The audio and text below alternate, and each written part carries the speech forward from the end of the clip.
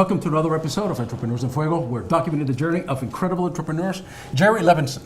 Great to be here. My new best friend. How you doing, man? Great. Fantastic. I got to tell you something, man. After about maybe 600 interviews, you're the first floor carpet person that has come on the show, man. So I am jazzed, man. Good. I'm excited about. Tell us about You're your. easily excited. I'm easily excited. I mean, tell us about your family business, and I want to know about your tagline too. Yeah, so our tagline is we're a small family-owned business, no one over 5'6".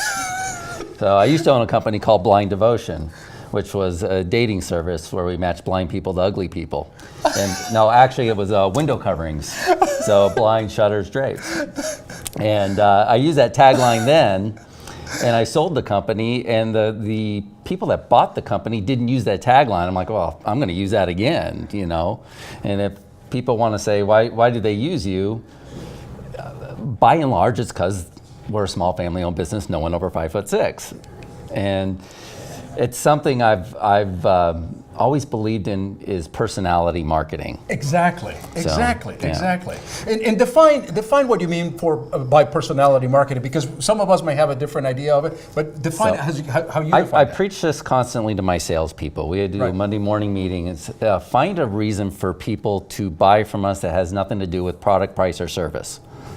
So anybody can compete on product, price, and service. But you can't compete on making that connection with somebody. For instance, one of my salespeople, she moved here from Seattle. We're in Phoenix, Arizona, and she changed her phone number to, I had her change her number to a local number because I didn't want her using the Seattle number. Well, she started explaining to people that she's going to send them a text and it's going to be a Seattle number. And the response was, oh, I'm from Seattle too, or oh, I have a sister from Seattle. And it's just like, boom, this instant connection.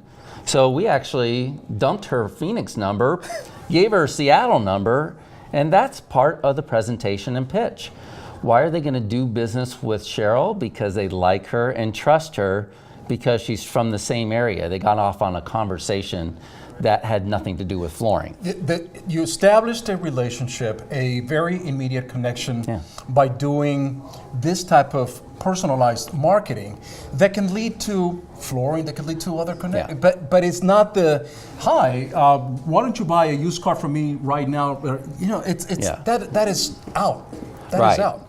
Well, and it's one of my favorite sayings in marketing is it's better to understand than be understood.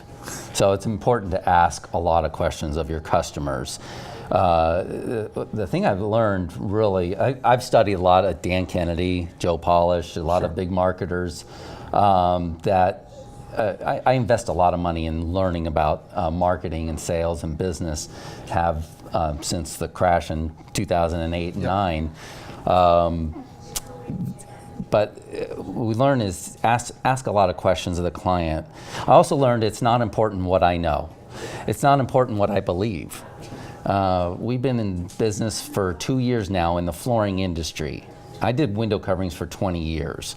And what I realized after about 10 years is my knowledge about window coverings, my knowledge about the industry wasn't helping me.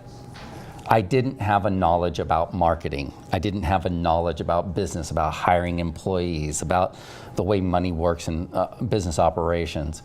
So really, I went on that quest after the crash. I had my failure, I had my bankruptcy and all that. And you know, I wasn't blaming the economy for my failure because I was not going to rely on the economy to fix my problem. If I blame the economy, then I'm saying that I cannot succeed unless the economy is doing well. You took responsibility for your own self, and you figure my technical knowledge about window coverings or flooring, I can do that in a week seminar. Yeah. But the relationships, the marketing, that is a process that I must learn if I'm going to be able to differentiate myself from the rest of the competition. And that's what you did. We're wildly successful with the flooring industry. I had an 80% increase in sales in 2016 over 2015. And our sales in 2015 were fantastic. And Jerry, do you attribute that to primarily, and I know you have perhaps pricing differences and all that stuff, but do you attribute that primarily to your concept of personalized marketing? Yeah, I don't attribute any of that to price, because our goal is to be the most expensive company, and they choose us anyway. Because we're worth it. We're good, and again, it's that experience. So we had that success, and I have no background or experience in flooring, none. I'm not knowledgeable about it. I hired an operations manager. That guy has zero experience in flooring. His job, take care of the customer. He goes out on the jobs, he makes sure everything's going well. Does he have to have that kind of knowledge and expertise? It would help, but what helps even more is he's got that personality, he's got charm and wit, and he cares about the customer. He listens to what they need, and then he'll go get them what they need. Once he listens to the customer, up. yeah, he listens to the customer. Yeah. This is what I'm looking for. He has that personality, that ability to solve that need for the customer. Yeah. And the other thing is when you're not an expert in the industry, you listen to customers a lot more. You listen to what is important to them. We have a consumer guide for buying carpet. It doesn't tell you the difference in the fibers, and the manufacturers do PK sessions, product knowledge sessions. I don't let them come in because they don't talk. They talk about the product and the science and the makeup of it, and our customers don't care. I don't want my salespeople regurgitating that information to our customers. It's about then. How long are you going to live in the home? What do you need? What's your lifestyle like? That kind of thing.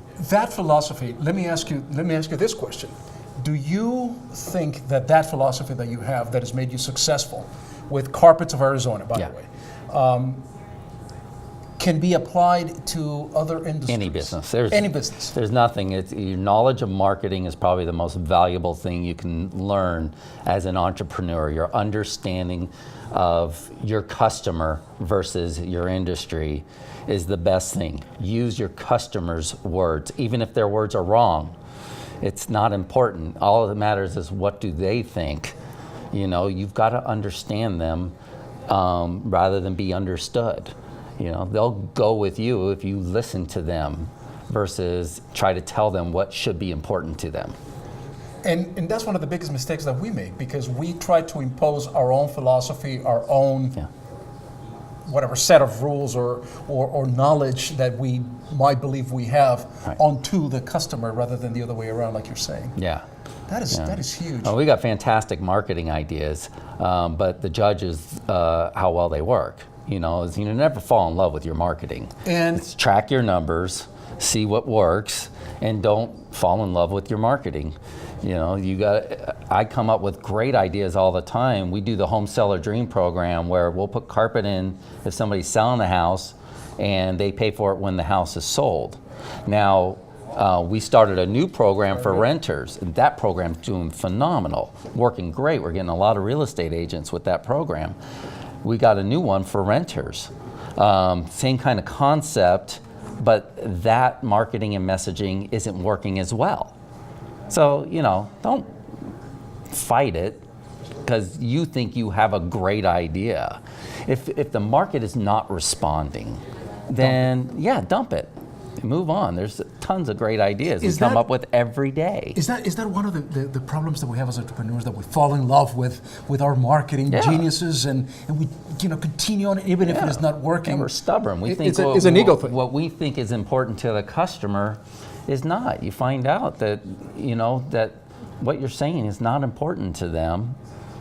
So it really takes listening, and that's been one of the glories about not having any experience and knowledge in the industry. I've hired good salespeople that are knowledgeable, and I sit back and listen. And then I come back on Mondays and I train them. We talk about the conversations they've had. We talk about how to handle things differently. A constant discussion, constant improvement.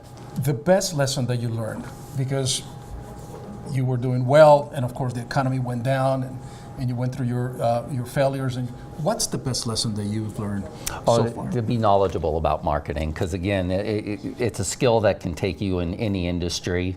I've done well in this industry with no knowledge of it. I am so excited about building this business up and being able to go into other industries, because there's a lot of other industries that are lacking that knowledge. That marketing knowledge, that personalized marketing. I've always said, you ever notice there's chiropractors, there's two types. There's good businessmen and there's good chiropractors. The good chiropractors are working out of their garage. They're fantastic. They are so knowledgeable about the body. They can do wonders for you, but they can't run a business.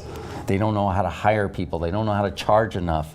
The good businessmen have 20 people coming through an hour. They're making a ton of money, and they know how to run a business. Now, they may not be the best chiropractors. So what's important, and again, for you and your skill and all that, we do a fantastic job taking care of our customer.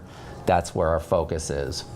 So here I thought I was going to interview a carpet. I'm not a carpet guy. I'm a marketing guy. Carpet and flooring guy, and so am I. You're probably you spoke. It was just like music. I was just listening to Mozart all this past 8-10 minutes, man, because I'm a marketing guy, and this is the type of thing. And after 600 interviews thus far, it goes back to that. Yeah. To that. Absolutely. To that all the time, and I can tell you both from speaking to 600 folks so far. That is the message. Right. Hopefully somebody will get that today. Great. Thanks. Thanks. Man. With that, we're out.